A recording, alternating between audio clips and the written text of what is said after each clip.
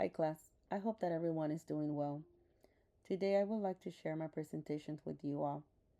My presentation is about blood transfusion and it's a very common medical procedure.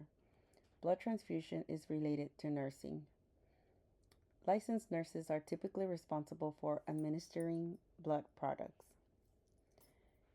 Blood transfusion is defined as the transfusion of the whole blood or its component, such as blood cells or plasma, from one person to another person.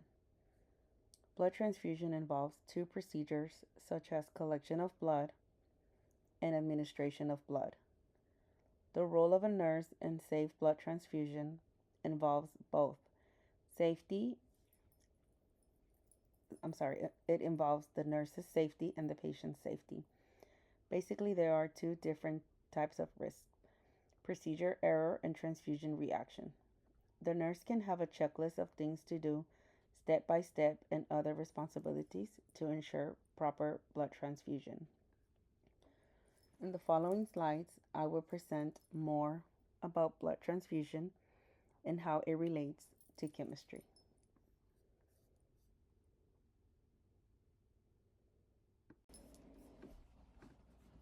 Let's start with the centrifugation process. Centrifugation process of blood is a diagnostic process that uses high-speed laboratory centrifuge. It is a machine that spins blood samples at a high speed rotation to separate whole blood into its components. Plasma buffy coat that separates the white blood cells and platelets and red blood cells based on density. This process allows one donation of blood to treat multiple patients with specific needs, such as anemia, which is the red cells, clotting disorders, or burns, and optimizing storage as different components require different temperatures. Also, for patients with significant blood loss, benefits from blood transfusion. It's a life saving procedure that replaces loss of red blood cells, platelets, and plasma. But of course, the compatibility in blood transfusion is super important. On this slide, you can see the compatibility of the blood types, of what gives and what receives. Compatibility is essential to prevent the recipient's immune system from attacking foreign antigens on donated red blood cells, which can cause severe and sometimes fatal reactions. Persons with a given antigen do not make antibodies against their own antigen, but will against the other antigens in that group.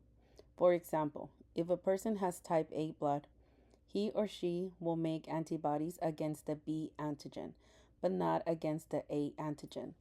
That means that if the person is given either type B red blood cells or type A and B red blood cells, his or her antibodies will attack and destroy the foreign red cells possessing the antigen, causing a transfusion reaction.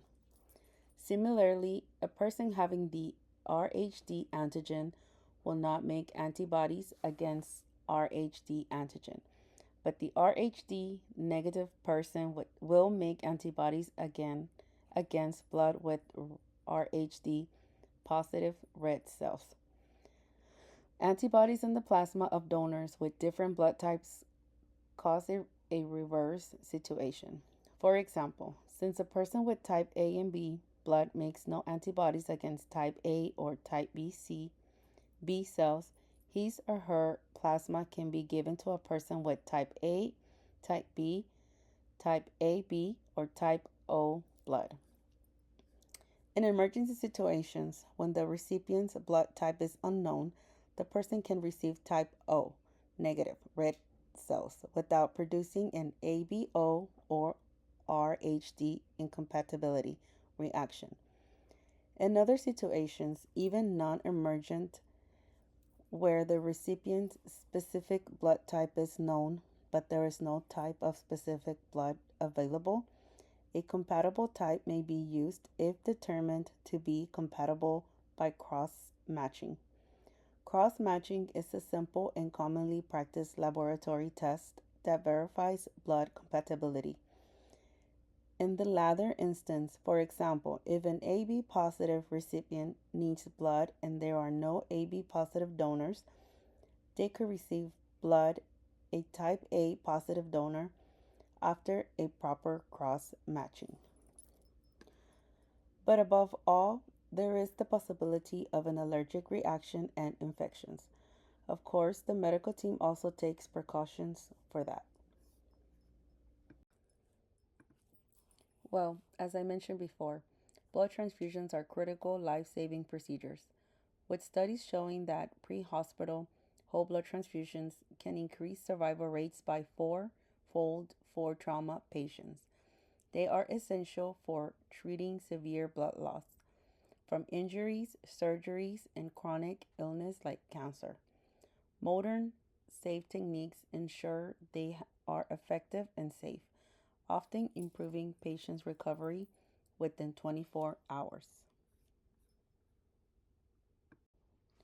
Nurses are responsible for the entire critical process of blood transfusion, including patient's assessment, verifying blood products, administering the transfusion, and monitoring adverse reactions.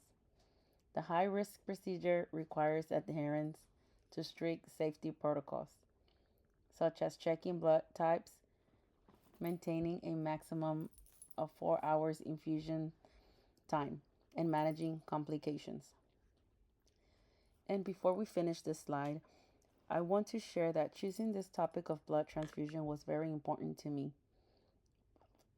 Of course, it was because of our class project and my desire to be a nurse, but mostly I decided for this topic because 3 years ago, one of my children was in an ATV accident. He was in a state of critical condition and required a blood transfusion. The experience further inspired me to do this project. It's very interesting to learn about blood transfusions. When you're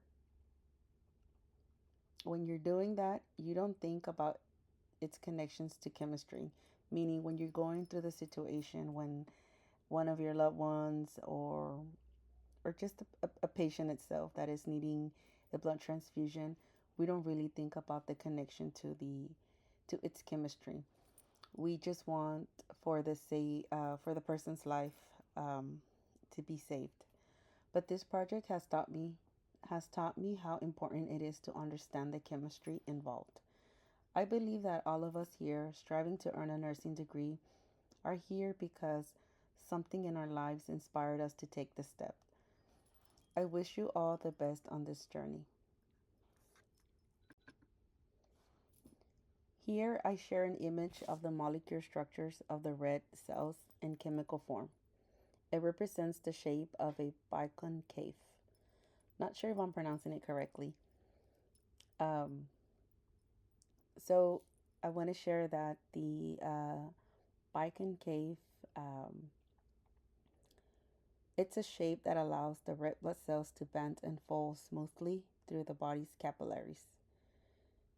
It also facilitates oxygen transport.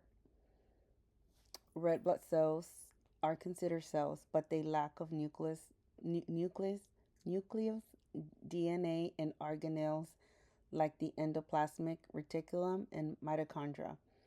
Red blood cells cannot divide or replicate like other bodily cells. They cannot independently synthesize proteins. The blood's red color is due to the spectral properties of the hemic iron ions in hemoglobin. Each human red blood cell contains approximately 270 million hemoglobin biomolecules, each carrying four hem groups to which oxygen binds. I really wish I could show you how the chemical structure and the Bino cave shape uh, look so much alike, but one of them is it shows like the 3D form of the Bino cave, like it truly, like the shape how it truly is in our bodies versus the chemical structure. But I did have a very challenging time putting this project together. But I really hope y'all enjoyed it, and but maybe I can share it with you guys on our last discussion post. I can share the image with you guys. But I really hope that y'all enjoyed this project. And once again, I wish best luck to everyone in this journey. Thank you for taking your time and good luck.